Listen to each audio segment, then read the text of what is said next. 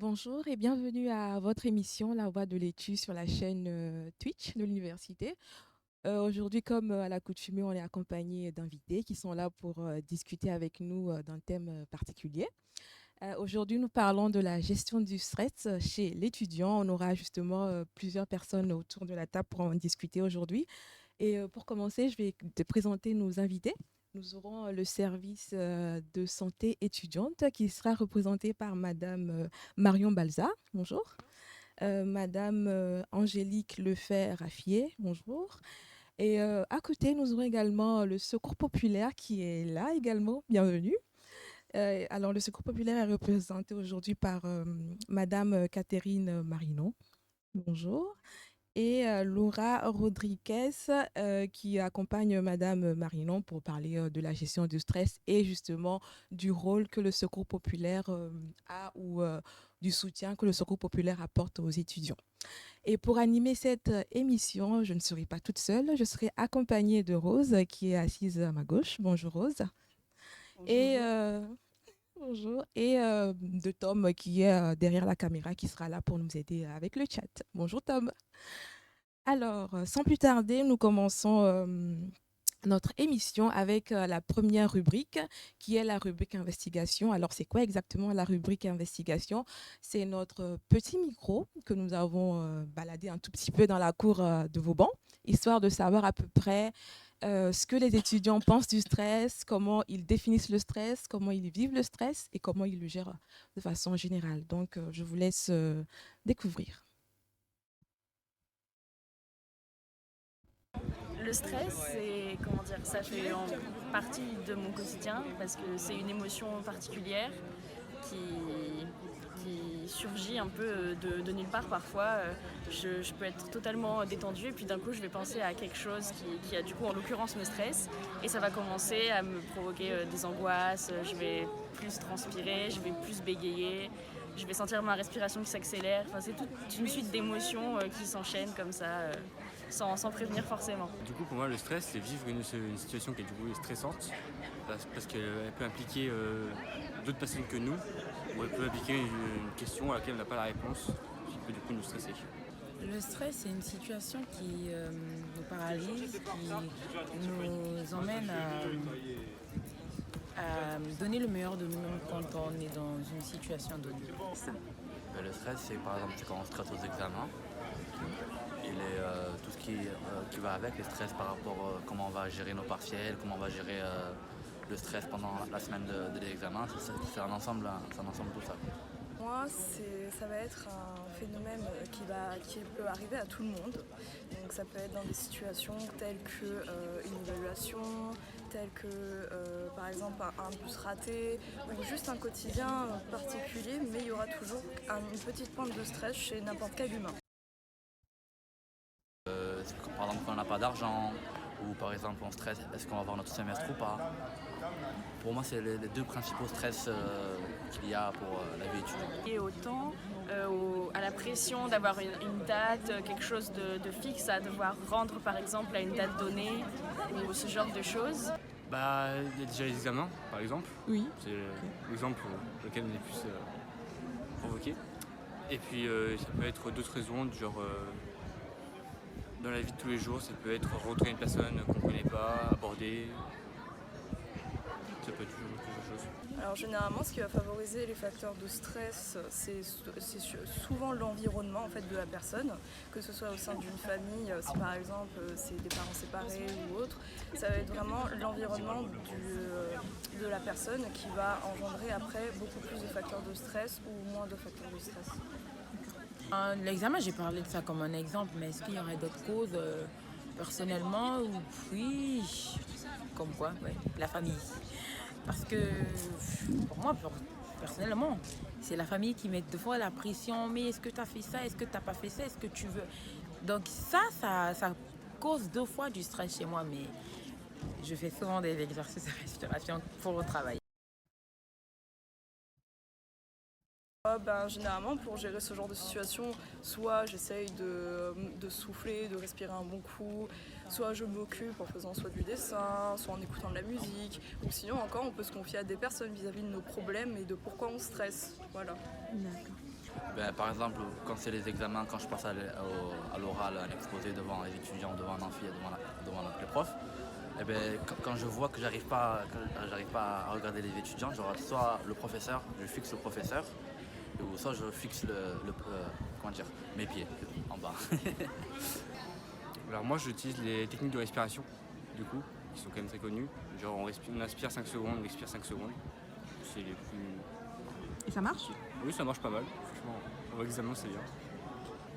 Ah bah, généralement, quand je stresse, ce que je fais, c'est que je m'arrête de faire ce que j'étais en train de faire et je prends un moment pour respirer. J'inspire et j'expire lentement.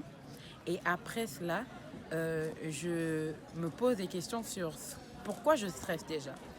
Et après, je me demande qu'est-ce qui fait que je stresse. Et si par exemple, c'est lors d'un examen, je stresse pour un examen, est-ce que je me sens prête pour cet examen?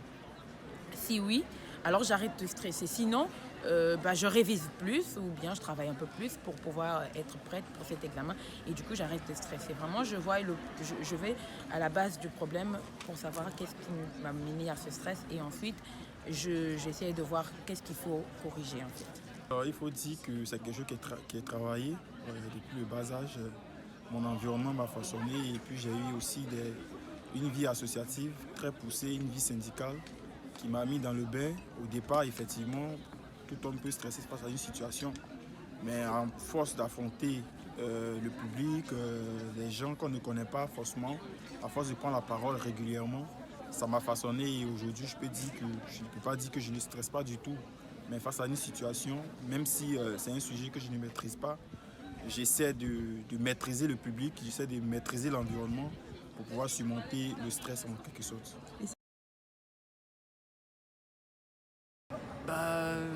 C'est pas facile, ça dépend de la situation. Mais il y a par exemple du coup, les exercices de respiration que j'ai donné au début. Et puis on peut donner de bien apprendre ses leçons, ses exercices, d'avoir confiance en soi.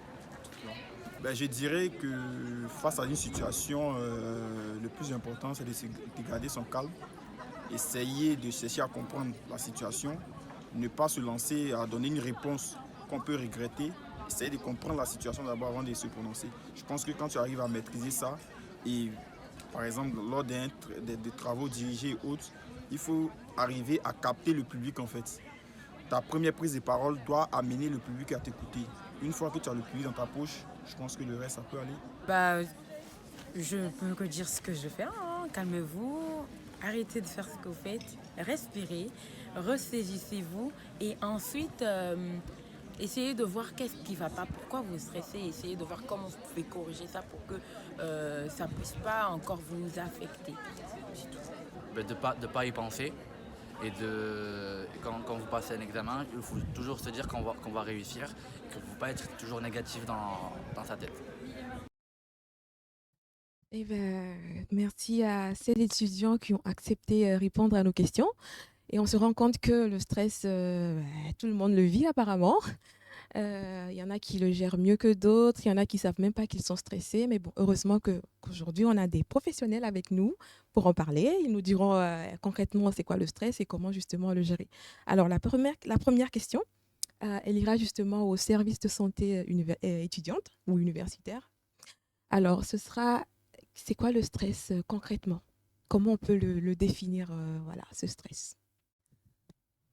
Ok, donc ce qu'on peut se dire, c'est que d'abord le stress c'est complexe. Je suis pas sûre que là en quelques minutes on va pouvoir tout définir, mais en tout cas on va faire quelque chose de succinct.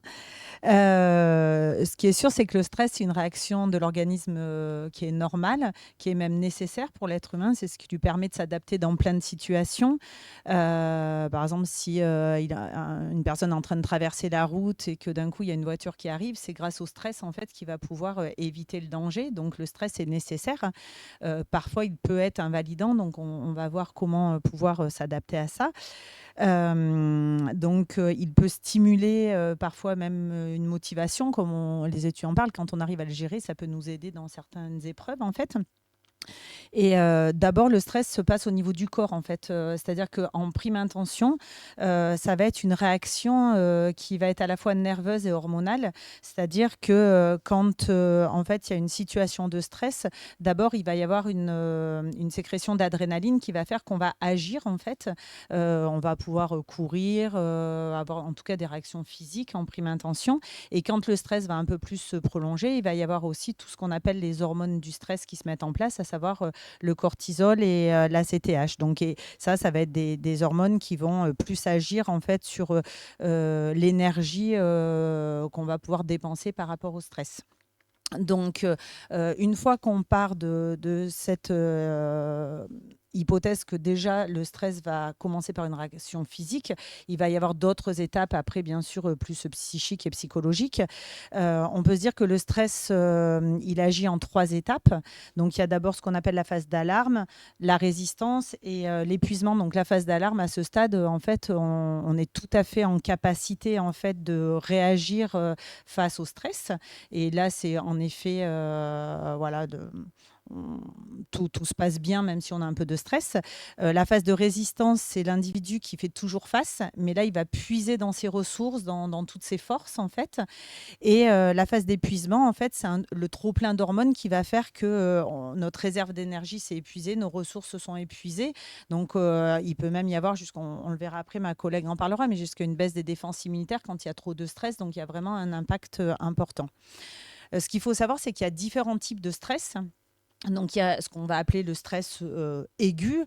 Donc, il y a un événement, un oral, par exemple, et en effet, face à l'oral, comment on va réagir, ou même, juste tout à l'heure, je vous parlais de la voiture qui arrive, quelqu'un qui me fait peur, un chien qui aboie, voilà. Donc là, on va être dans un stress aigu. Donc, c'est une réaction très ponctuelle. Il va y avoir le stress aigu épisodique. Donc là, peut-être, on peut le penser quand sur une semaine, on a une semaine d'examen. Tous les jours, on a des examens, matin et soir. Donc, c'est aigu dans le sens où ça ne dure pas des mois, mais quand même, voilà, il y a quand même une répétition du stress. C'est un peu plus fréquent. Il y a le stress chronique. Donc là, c'est vraiment quelque chose qui va être plus persistant, plus prolongé dans le temps. Ça peut être des problèmes, peut-être, vous nous en parlerez mieux tout à l'heure, mais en effet, par rapport aux conditions de vie, c'est-à-dire des choses qu'on ne peut pas changer immédiatement, en fait, ou en tout cas qui prennent beaucoup plus de temps. Donc là, on va tomber sur le stress chronique.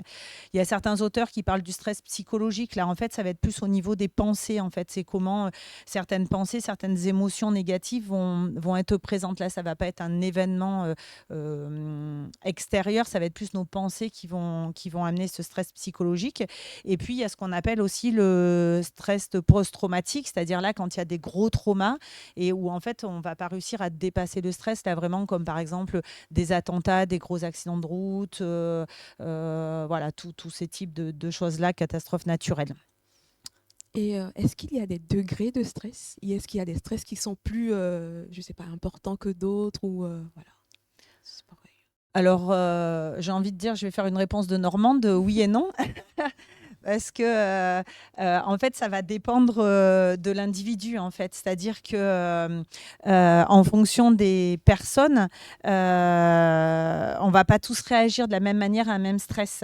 Face, par exemple, à un événement, moi, je vais pouvoir avoir un stress très important, alors que vous, pas forcément. Par exemple, un déménagement, ou voilà, moi, ça va pouvoir peut-être, à l'inverse, me motiver, puis vous, ça va pouvoir vous angoisser au niveau des changements. Ça va beaucoup dépendre en fait de nos ressources, en fait, nos expériences du passé, comment on a pu en tirer des bénéfices ou pas. Ça va pouvoir dépendre de notre équilibre familial, ça va pouvoir dépendre de nos compétences de résilience, ce qu'on appelle. Donc il y a vraiment ça, c'est vraiment quelque chose qui est important de se dire que c'est vraiment une perception qui est individuelle et qui est ouais, vraiment qui est très personnelle, et donc c'est compliqué de se dire qu'il y a des stress plus importants que d'autres. On le voit, il y a des personnes qui peuvent vivre un même événement et certaines vont trouver des ressources et vont pas forcément avoir de stress, et d'autres vont pas réussir à dépasser cet événement. Donc c'est vraiment ça, c'est vraiment très important. Et donc, par rapport justement, pour rebondir par rapport à ça, il y a des facteurs de risque en fait aussi qui amènent le stress et qui va faire qu'on peut-être ça va prendre plus d'importance que d'autres. Par exemple, dans le reportage, là, il y a une étudiante qui en parle très bien, qui dit il y a des facteurs de risque environnementaux suivant la famille. Il y a des choses. Alors, il n'y a rien de génétique ni d'héréditaire, on est très clair avec ça, mais des fois, il y a des familles qui sont un peu plus stressées, qui inconsciemment vont nous passer aussi ce stress, un peu comme des fois, on peut plus le parler sur les phobies. Par exemple, quelqu'un qui a une phobie des chiens, on a peur des chiens, et on va des fois, sans le vouloir, le transmettre dans la famille. Avec le stress, hein, des fois, ça peut arriver un peu pareil. C'est plus quelque chose d'une imitation comportementale, en fait. Voilà, donc ça, c'est des petits facteurs aggravants des gens qui vont, suivant le lien qu'on a avec autrui, les événements de vie qu'on va avoir, ça va être des facteurs un petit peu aggravants dans notre manière de réagir face à des situations stressantes, des prédispositions un petit peu quand on a déjà des troubles anxieux, forcément on va réagir pareil au stress de manière un peu différente. Et puis il y a plein de facteurs déclenchants dont Marion va citer un peu rapidement, parce que c'est important, on verra, plus on va repérer les facteurs déclenchants et les signes, mieux on trouvera les solutions et on pourra faire en sorte que le stress soit une force. Voilà, donc je vais compléter ce qu'a dit Angélique. Donc effectivement, donc le stress peut être déclenché par une multitude de facteurs. Donc les étudiants l'ont très bien dit tout à l'heure. Donc ça peut être une surcharge de travail, un examen oral, les partiels de manière générale, un problème relationnel aussi hein, dans la promotion. La pression parentale aussi, la pression de la mauvaise note.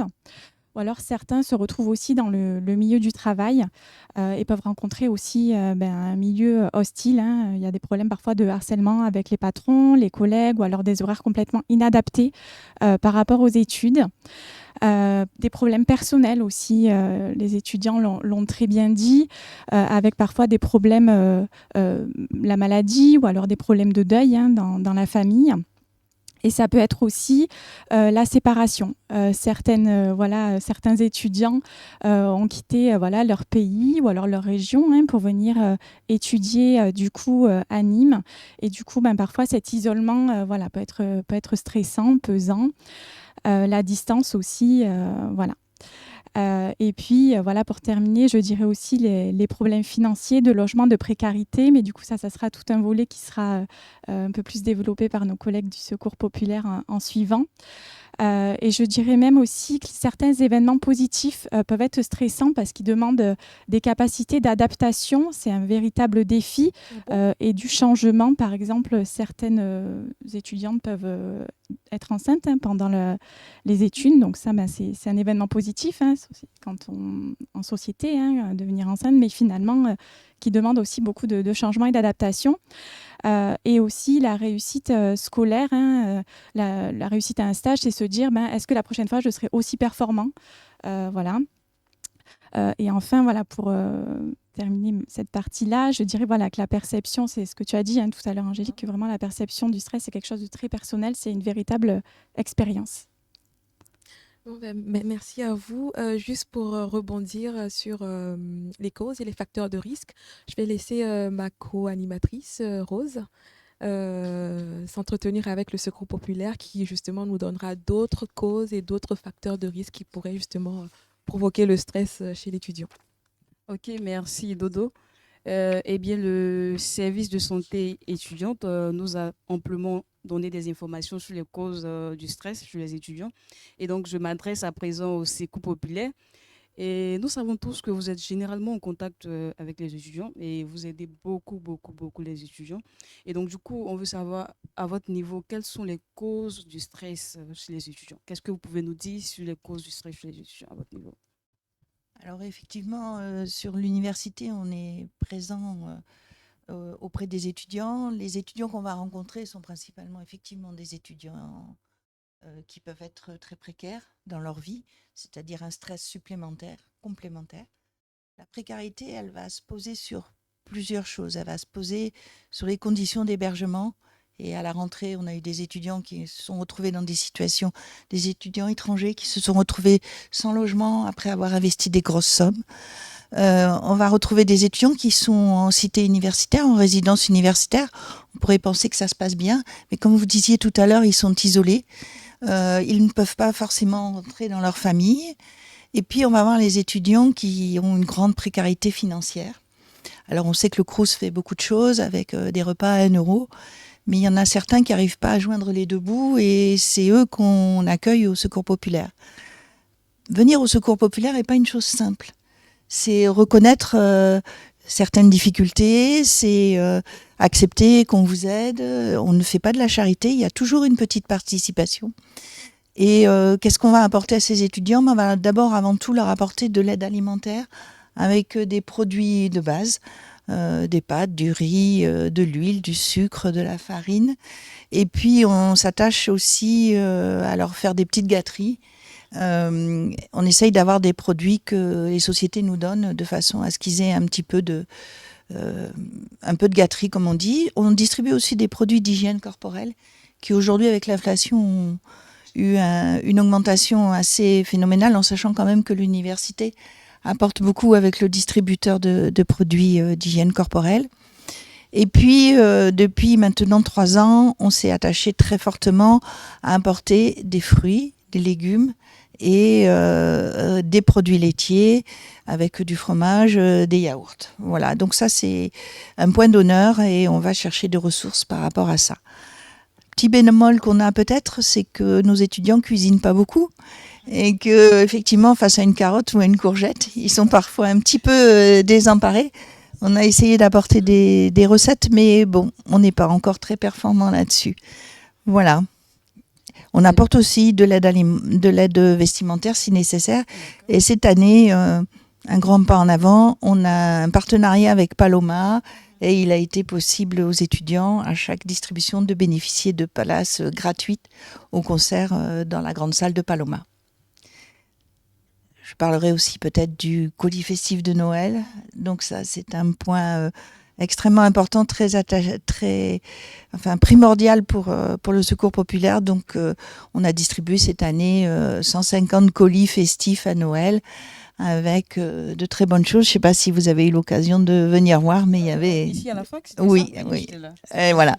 C'était magnifique et de les voir ouvrir leur colis de Noël et dire « Oh, il y a ça, il y a encore ça », c'était magnifique. Voilà ce qu'on essaye de faire pour les accompagner le mieux possible en sachant qu'on peut faire encore de gros efforts.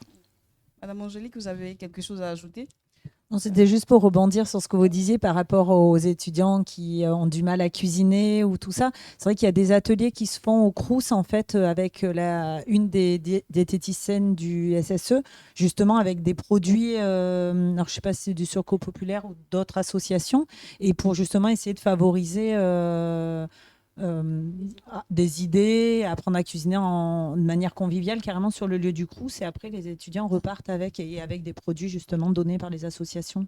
Alors ça c'est un point important.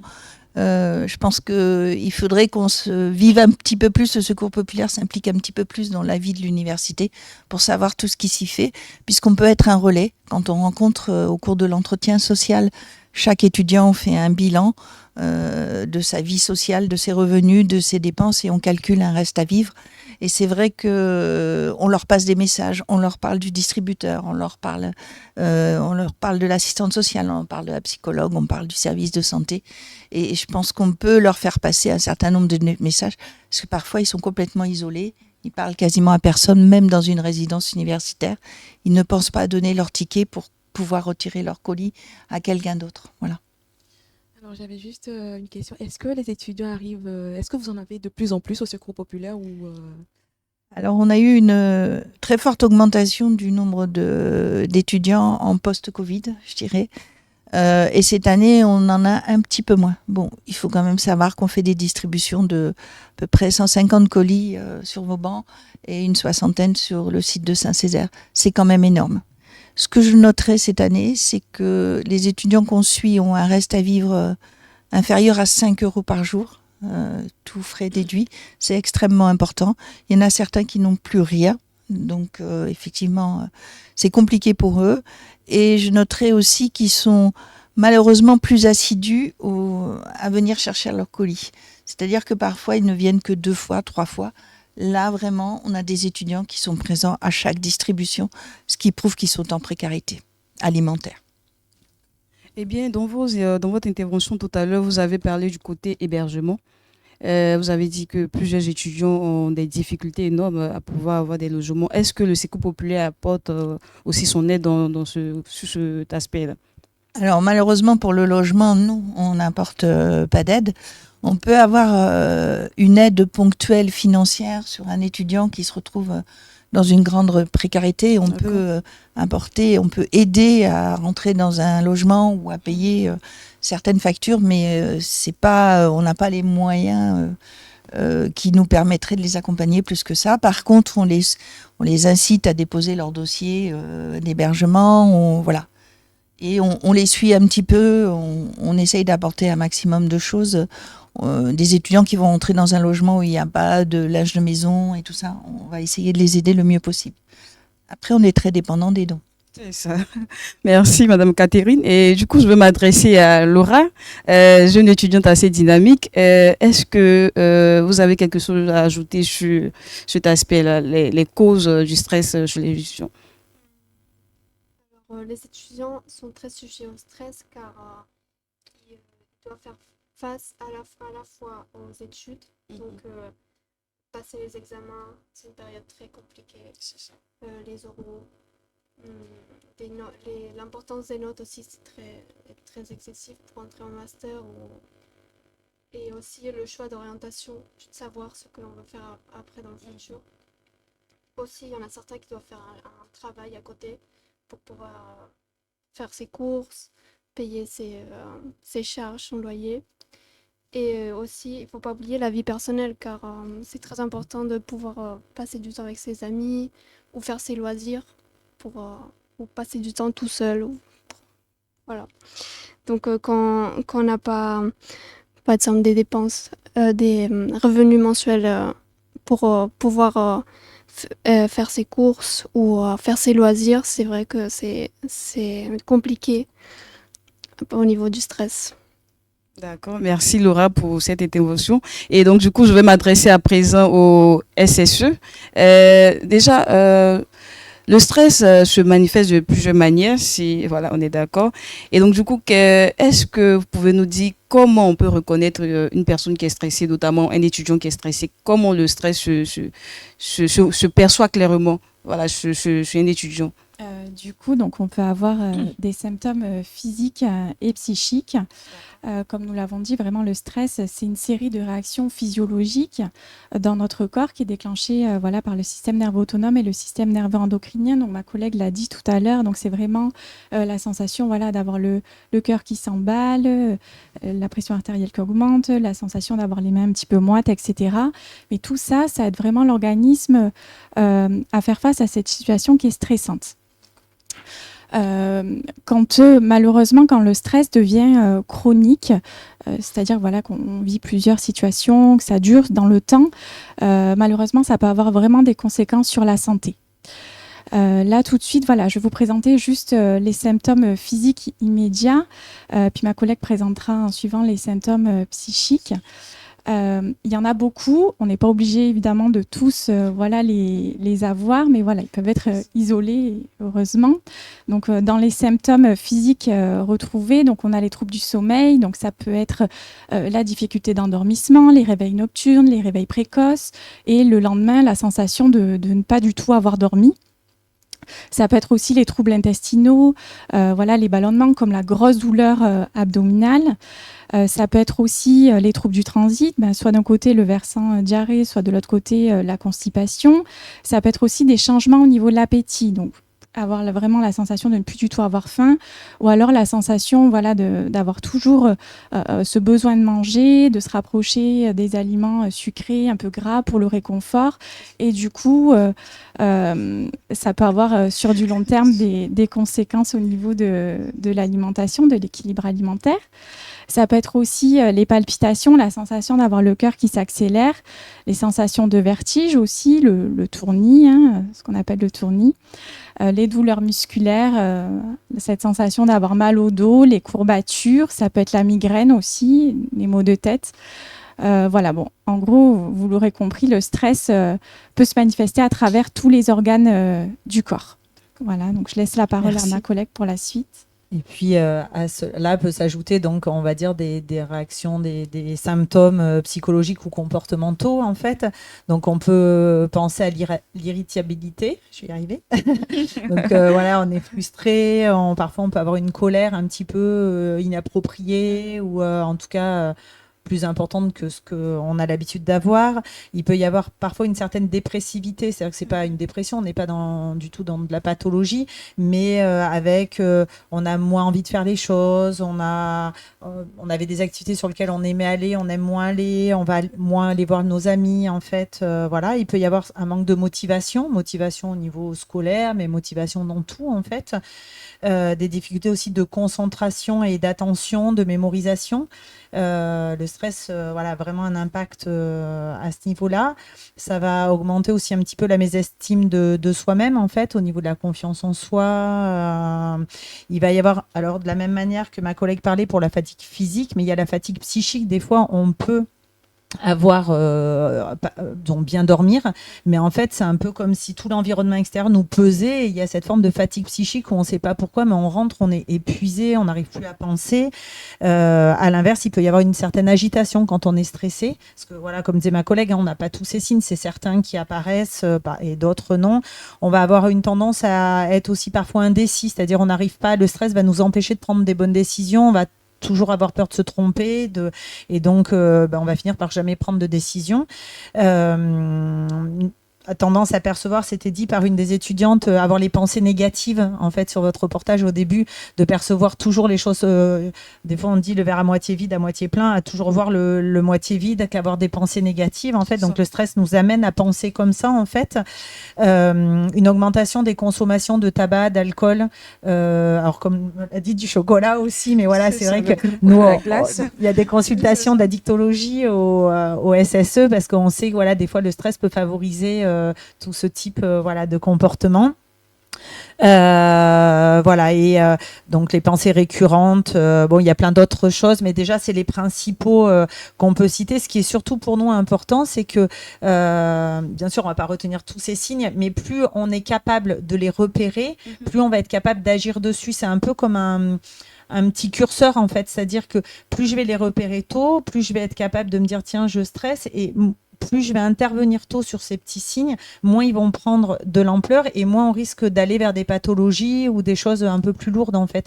Donc c'est vraiment ça, c'est arriver à les repérer pour pouvoir agir et avoir une vraie qualité de vie en fait, parce qu'on est là-dedans sur le bien-être des étudiants, moins il y a de stress, plus on va être dans du bien-être en fait.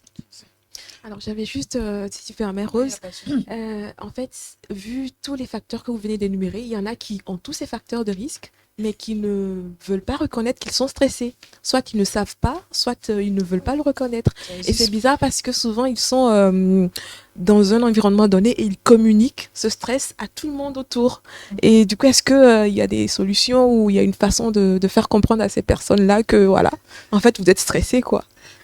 Alors, faire comprendre quelqu'un qui est dans le déni, ça va être compliqué de lui imposer. Par contre, si personne ne lui dit, une des premières choses déjà, c'est finalement de lui verbaliser. C'est-à-dire que si nous on le repère et qu'on repère qu'il a plein de signes de stress et qu'en plus ça nous envahit, c'est avec bienveillance bien sûr, mais de lui dire tu sais, moi quand je suis un peu comme toi, un peu irritable, que je dors pas trop, que je mange 3 tonnes de chocolat ou je sais pas, voilà, que je peux signifier 2-3 éléments que j'ai repérés et de dire moi quand il m'arrive ça, c'est que je suis stressée. Et des fois c'est dur de le repérer.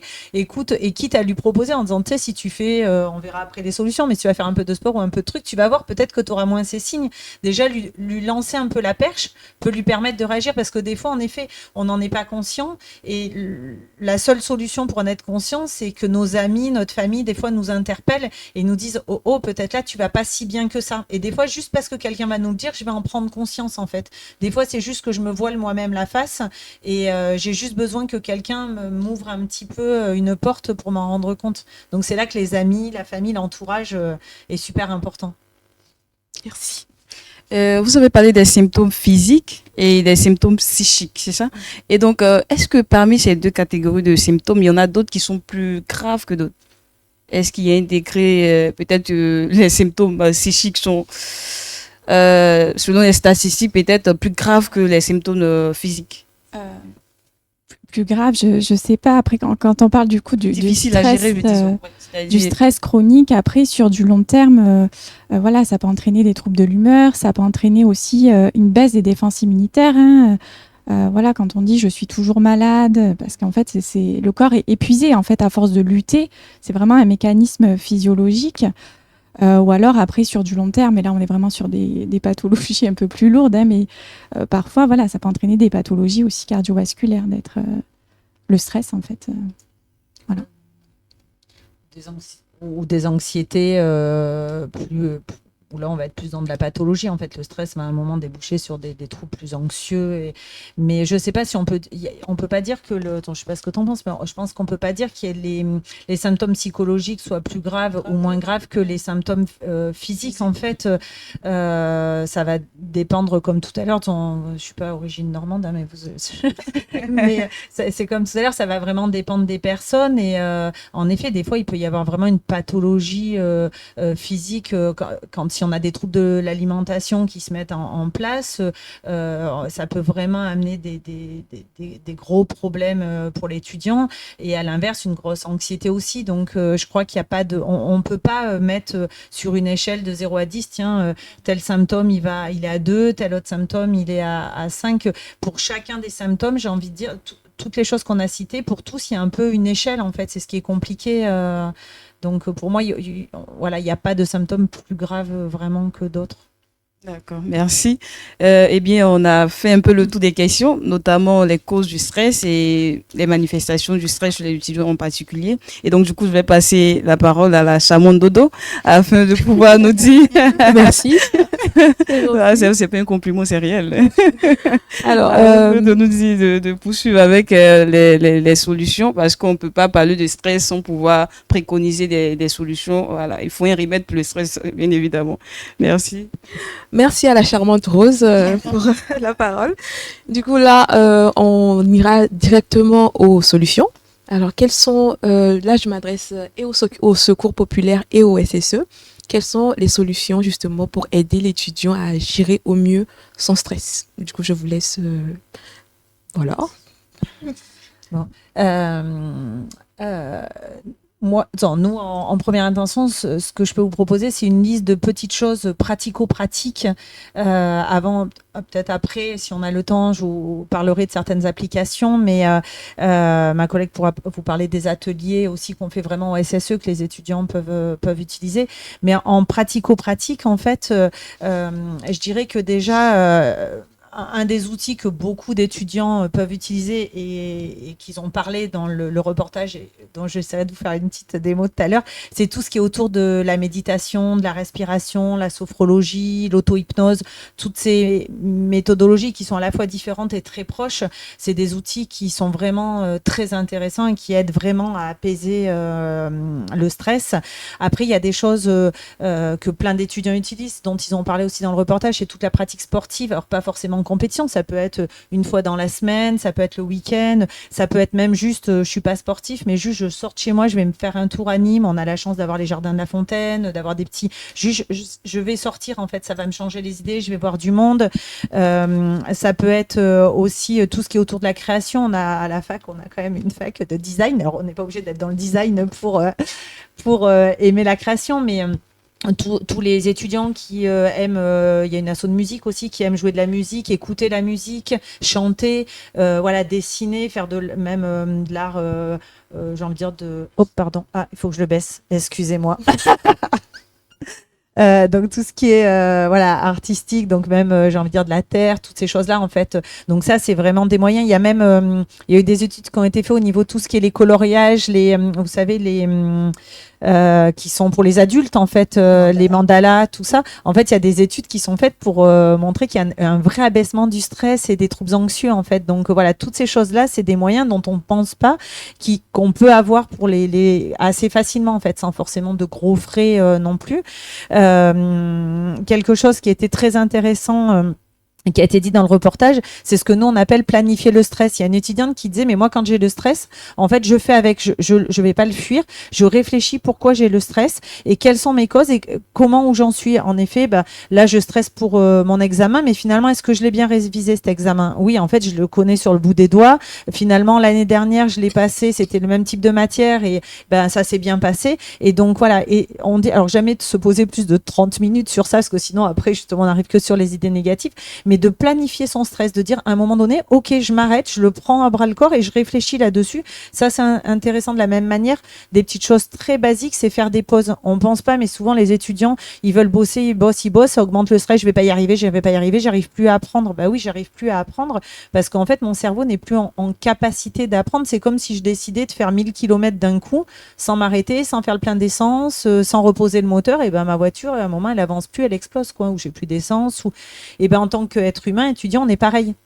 C'est fondamental et nécessaire de faire des pauses et c'est ce qui va permettre un abaissement du stress en fait. Parce que je vais faire une pause, parce que pendant 1 heure, je vais aller faire un petit jeu vidéo, aller faire du sport, me préparer à manger, appeler une copine et tout ça. Parce que je vais faire cette pause, quand je vais me remettre au travail, je vais être beaucoup plus productive en fait et avec beaucoup moins de stress.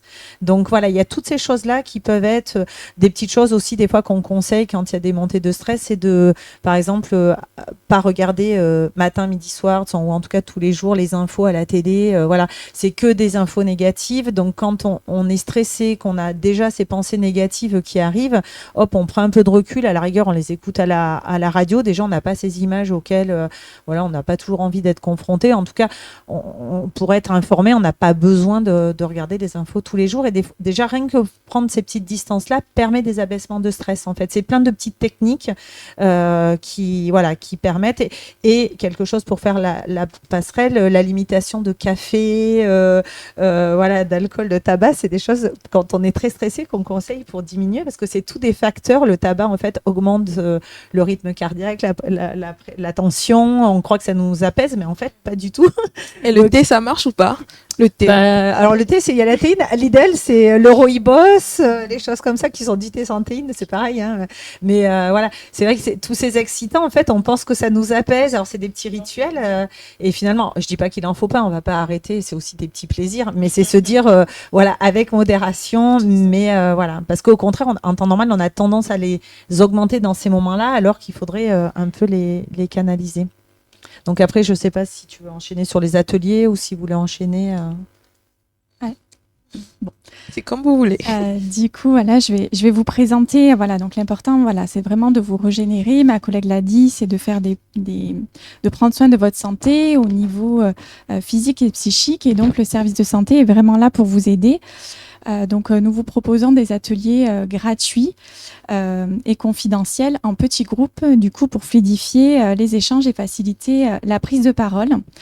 Voilà, donc nous vous proposons un atelier sophrologie et sommeil, donc qui est animé par ma collègue Marie Perlin et moi-même. Donc, on va vraiment vous permettre d'agir sur les insomnies, donc vraiment agir sur ces difficultés d'endormissement, ces réveils nocturnes, ces réveils précoces. Et du coup, cet atelier sur avec de la pratique va vous permettre de vous détendre, de revenir à un calme mental, va favoriser la mémorisation, la concentration et surtout diminuer le stress. Voilà, donc cet atelier, il est 1 fois par mois dans le dojo de 17h à 19h. Donc, ma collègue, pendant cet atelier, fait une séance pratique de sophrologie. Donc la sophrologie, c'est vraiment une pratique de bien-être qui regroupe un ensemble de techniques énergétiques, de méditation, de relaxation et de respiration. Voilà pour cet atelier. Ensuite, nous vous proposons un atelier méditation et pleine conscience qui est réalisé par Nathalie Rial. Cet atelier, donc, il est les mercredis soirs. Donc, le prochain atelier, c'est le 14 février de 17h30 à 19h dans la salle de danse. Et donc, cet atelier permet vraiment un retour à soi, faire vraiment le lien entre les pensées et les émotions et les pensées et le corps, tout ça à travers la méditation. Ensuite, nous vous proposons, donc c'est ma collègue qui propose un atelier bien-être. Voilà, donc c'est un atelier animé par ma collègue Angélique Lefay. qui permet de vraiment développer le bien-être à travers les ressources et les forces personnelles de chaque étudiant, tout en accueillant vraiment leurs émotions et en abordant les différents domaines qui peuvent être altérés du coup par le stress, qui sont l'alimentation, voilà, on l'a vu, le sommeil, la relation aux autres. Et du coup, cet atelier va vous permettre vraiment d'accueillir des outils pour favoriser ce bien-être. Il est inscrit, cet atelier, dans un programme en fait de recherche nationale sur le bien-être des étudiants, EduCare en fait, qui est basé sur des techniques, les thérapies cognitivo-comportementales et la psychologie positive. Voilà, c'est un programme qui est national et l'Université de Nîmes aussi, je fais une petite parenthèse, a développé le programme EtuZen. C'est un programme visant aussi à améliorer le bien-être des étudiants. Donc, vous pouvez trouver le lien en fait sur Internet. Pour l'instant, donc, ce programme EduCare, en fait, il est complet. Et si jamais il y a beaucoup de demandes, on pourra recréer un groupe au mois d'avril ou alors à la rentrée prochaine. Voilà pour cet atelier. Ensuite, nous avons l'atelier gestion du stress qui est proposé par ma collègue Lydia Deyana. Donc cet atelier, il est basé aussi, enfin il est inscrit dans le cadre d'une recherche. Donc il y a 4 sessions qui vont vous être proposées, pardon. Donc ça sera les mardis et les jeudis. La prochaine session, donc c'est le jeudi, le 29 février, en début d'après-midi de 14h à 15h30. Et du coup, ça va être vraiment un atelier qui va vous permettre de réguler le stress et de trouver en fait vos propres solutions à travers des outils de stabilisation du stress qui sont par exemple le lieu sécure ou la cohérence cardiaque. Donc, je vous laisserai découvrir cet atelier auprès de ma collègue. Ensuite, nous avons aussi un atelier qui est réalisé par ma collègue Angélique Lefay, qui utilise l'auto-hypnose. Donc, s'intitule « Apprendre à faire avec ses émotions ». Donc, c'est vraiment travailler autour des émotions et l'abaissement du stress à travers cette technique qui est l'hypnose, qui est vraiment un état de conscience modifié. Donc, il y a 4 sessions, 4 séances. Donc, la première séance débute le 7 février, c'est le mercredi matin à 10h15 au foyer.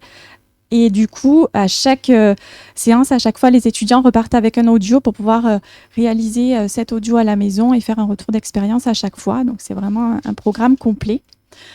Et ensuite, voilà, pour terminer, on va dire, dans ce qui concerne la gestion du stress, donc on a l'atelier nutrition et pleine conscience. Donc, cet atelier permet de prévenir et de réduire et d'apprivoiser donc le stress alimentaire. Voilà, pour revenir à une relation plus saine, on va dire, à notre nourriture et à notre corps.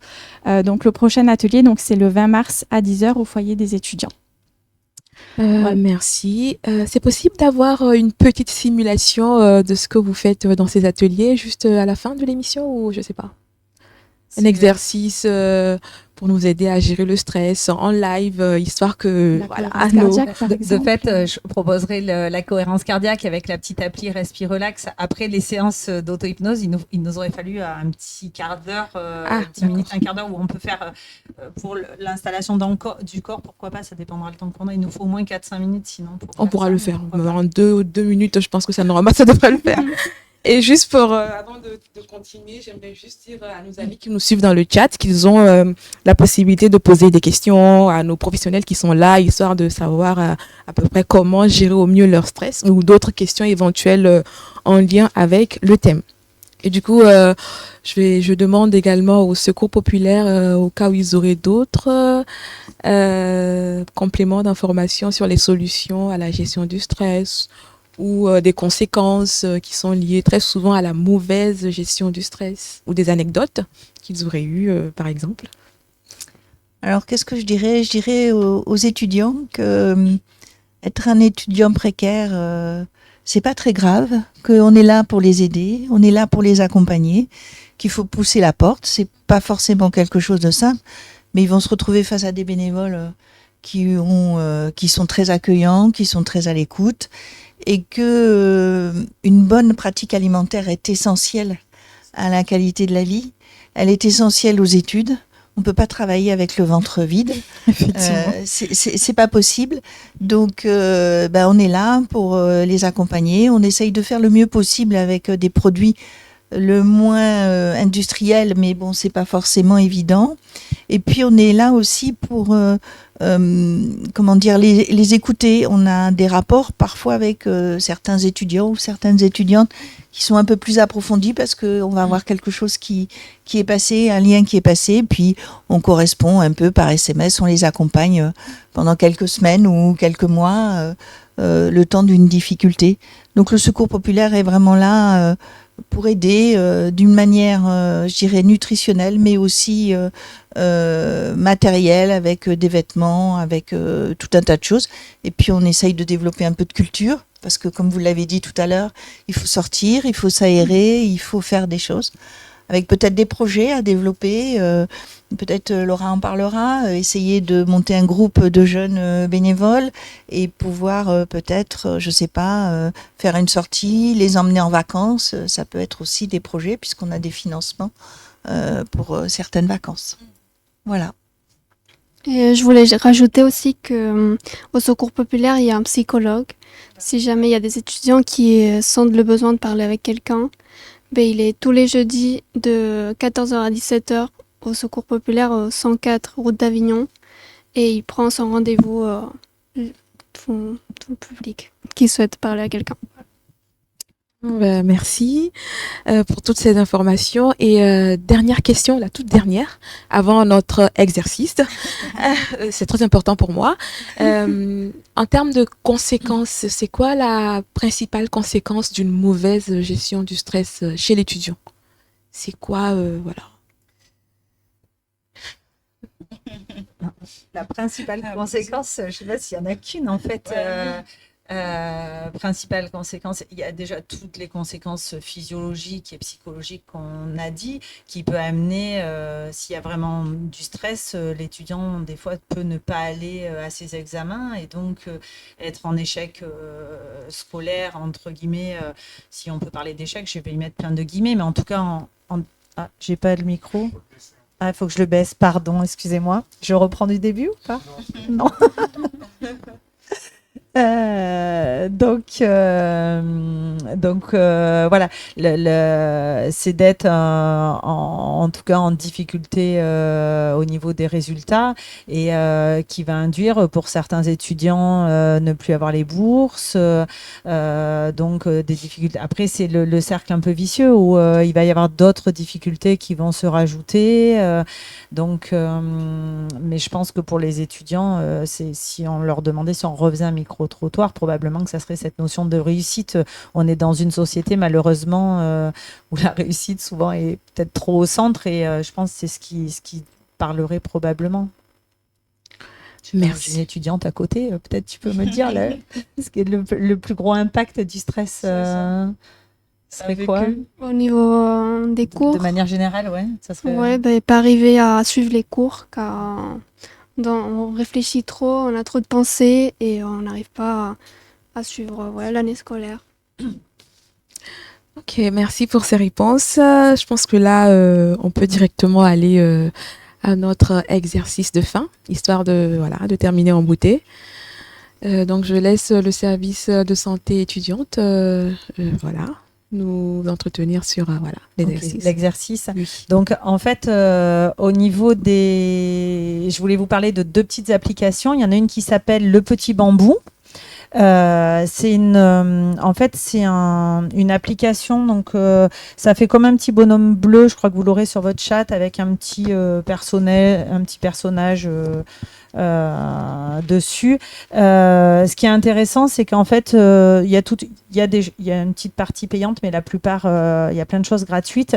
Et en fait, c'est de la méditation avec des petites séances. Ce qui est surtout intéressant, c'est que ces séances sont pas longues en fait, elles sont entre 8 et 12 minutes maximum, donc prendre une dizaine de minutes, souvent c'est à peu près acceptable parce que des fois des séances de méditation, de relaxation, d'auto-hypnose sont plus longues, on est plus sur du 30 minutes ou un quart d'heure, 20 minutes, donc là c'est intéressant, ils ont vraiment mis pour que ça soit adaptable, donc ça si vous pouvez aller sur ce site, il suffit juste de mettre son adresse mail, un code, et on a des petites séances qui se mettent en place, et l'autre application qu'on va peut-être pouvoir utiliser tout de suite, c'est l'application Reste Respire Relax. En fait, c'est basé sur la cohérence cardiaque. C'est vraiment le principe. Donc, l'application, si vous la téléchargez, c'est un R avec bleu et vert, l'application. Et donc, sur l'application, il y a plusieurs déroulés, vous verrez sur le haut. Il y a débuter quand on est débutant, équilibré, on peut personnaliser, renforcer, c'est quand on veut vraiment être dans de la méditation, dans de la cohérence cardiaque plus importante. Et en bas, sur l'application, il y a un temps en fait, donc ça peut être 3, 4, 5, 6, 7 minutes. Franchement, déjà, souvent sur la cohérence cardiaque, ce qui est préconisé, c'est 3 fois matin, midi, soir. On n'a pas tout, on peut avoir le temps parce que c'est l'histoire de 3 minutes, donc 3 fois 3 minutes, mais des fois on prend pas le temps. Mais rien que déjà, si on essaye de le faire une fois par jour, c'est super en fait, et ça va être vraiment une habitude en fait de faire. C'est-à-dire plus vous allez le faire, plus vous allez trouver de la tranquillité rapidement. Et il y a un étudiant qui disait mais oui c'est super facile, mais parce qu'il a l'habitude de le faire. Souvent ce qu'on va conseiller c'est d'inspirer un peu moins longtemps qu'on expire, c'est-à-dire plus on va expirer longtemps, plus on va trouver du calme. Donc voilà, alors là ce qu'on va faire à la rigueur, c'est, alors au niveau de l'appli, ce qui est intéressant c'est que ça fait comme un petit gong. Alors je crois qu'on va pas pouvoir entendre la musique, c'est dommage, il y a une petite musique qu'on peut modifier et un petit gong qui nous permet de nous dire à quel moment on inspire, et un autre petit gong à quel moment on expire. Ça fait les gongs font penser un peu au bol tibétain, donc ça augmente la possibilité de se détendre.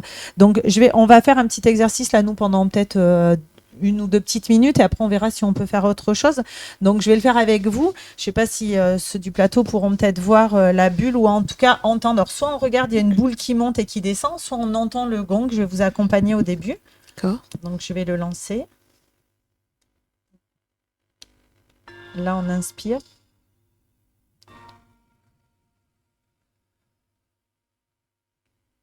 Donc, on inspire bien avec le nez et on va bien souffler avec la bouche. Avec le nez.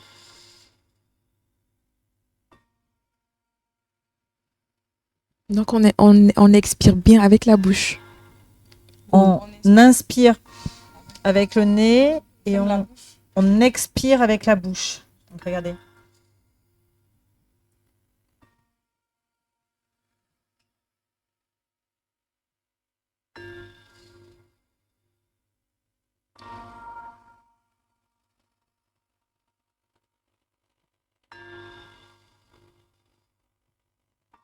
Et des fois, du moment où il y a le son, on peut fermer les yeux. On n'est pas forcément obligé de regarder l'application. Quand on ferme les yeux, on est encore plus en accord avec notre corps.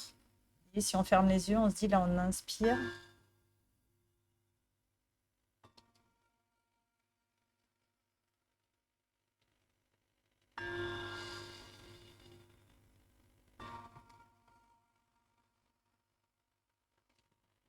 Le fait de fermer les yeux, on est plus en accord et on va être plus centré sur notre respiration en fait. Voilà, pour ce petit exercice, on va arrêter. On n'est pas. Alors normalement, l'idéal c'est au moins 3 minutes. Là, on a fait à peine 1 minute, mais c'est vrai que voilà. Donc, si vous devez le faire avec l'application, au début, on regarde. Donc, le fait de regarder la boule qui monte et qui descend, ça peut aussi nous changer l'attention et faire quelque chose d'un peu hypnotique, on va dire. Mais c'est vrai que ceux qui arrivent à fermer les yeux, ça permet d'être de vraiment plus centré. Alors, c'est vrai que des fois, quand on n'a pas l'habitude, la première petite minute, il y a certains étudiants qui me disent presque que ça a un peu augmenté mon anxiété au début parce que j'ai pas l'habitude, et on se rend compte que si on arrive à passer ce petit cap de la première minute, hop, après on a vraiment de l'apaisement, et l'apaisement va vraiment se faire par l'expiration en fait. Voilà. D'accord, merci. Alors après je sais pas combien il nous reste. Ah oui, vas-y. Je voulais compléter le service de santé, en fait, voilà, tout ce qui peut vous être proposé. Donc, effectivement, il y a les ateliers, mais si jamais, voilà, vous avez des questions sur votre santé, sur le stress, il ne faut pas hésiter à venir prendre rendez-vous et pour rencontrer toutes les professionnels de santé qui sont là, du coup, pour vous accueillir, en gros, tous les jours de 8h à 18h. On est vraiment là pour vous accompagner. Pour votre bien-être. Et juste pour ceux qui ne savent pas, le service de santé universitaire ou étudiant est situé où exactement ? Du coup, il est situé entre le Crous et le gymnase, vraiment au milieu, tout en haut dans le nouveau bâtiment, tout en haut de l'université, site Vauban dans le nouveau bâtiment. Merci. Alors, je pense On va terminer l'émission, mais avant, est-ce que vous auriez un mot de fin, voilà, à l'endroit des étudiants, à l'endroit de l'université, ou je sais pas, voilà, de façon générale, est-ce que vous auriez un mot de fin? Moi, je voudrais remercier l'université parce que nos conditions de distribution ont considérablement évolué. Alors, je ne sais pas, pour les plus anciens, on a quand même distribué il y a quelques années, il y a 2 ans, 3 ans. On était sur le parking, alors à la fois à la chaleur, mais aussi au froid et tout. Aujourd'hui, on distribue dans une salle de cours qui nous est attitrée et qui nous permet d'accueillir dans des conditions tout à fait correctes les étudiants. Voilà, donc ça c'est important. Et après, comme je vous disais, on accueille tout le monde. C'est un accueil. Toutes les portes sont ouvertes et il y a beaucoup de bienveillance chez nous. Et la prochaine distribution du Secours populaire, ce sera quand? La prochaine distribution, c'est jeudi. J'espère que je pourrai vous voir, que vous viendrez nous voir. Voilà, jeudi, on ouvre les portes à 13h30. On a souvent du monde sur les marches. Je voudrais aussi donner, on distribue jusqu'à 16h30. Voilà. Et je voudrais aussi bien dire à tous les étudiants qu'on a l'occasion de suivre qu'ils peuvent donner leur petit bon à un ami, un collègue, et on donnera de toutes les façons un colis. Voilà. Merci. Allez-y. Moi, ce que j'ai envie de dire, c'est juste rappeler que le stress, c'est pas forcément grave. En fait, on peut en avoir, on en a, ça peut être moteur dans nos études. Et quand ça prend un peu trop de place, ça va être surtout vraiment de se dire, pour faire avec son stress, c'est pas éviter le stress, c'est comment je peux faire avec mon stress. Et dans ce cas-là, ce qui est important, c'est vraiment de repérer les signes dont on a parlé pour pouvoir trouver des solutions et essayer d'appliquer ces solutions qui vont aller vers un bien-être général. En fait, plus on va apprendre à faire avec notre stress et avec nos émotions, c'est apprendre à faire avec et à trouver des solutions pour apaiser et pour aller vers... plus on va faire ça, plus on ira vers un bien-être de vie de manière générale qui sera nécessaire dans notre vie d'adulte future, en fait. Dans votre... ma vie d'adulte, elle est déjà un peu faite. Mais en tout cas, dans la vie d'adulte, ça sera une force, en fait, d'avoir appris à faire avec le stress et les émotions. Et surtout qu'on en aura besoin après dans notre vie professionnelle. Voilà. Merci à nos invités, merci au SSE, au service de santé étudiante, merci au Secours populaire d'être venu sur ce plateau, merci à ma co-animatrice Rose, merci à la chaîne Twitch de l'université et merci à Tom derrière la caméra.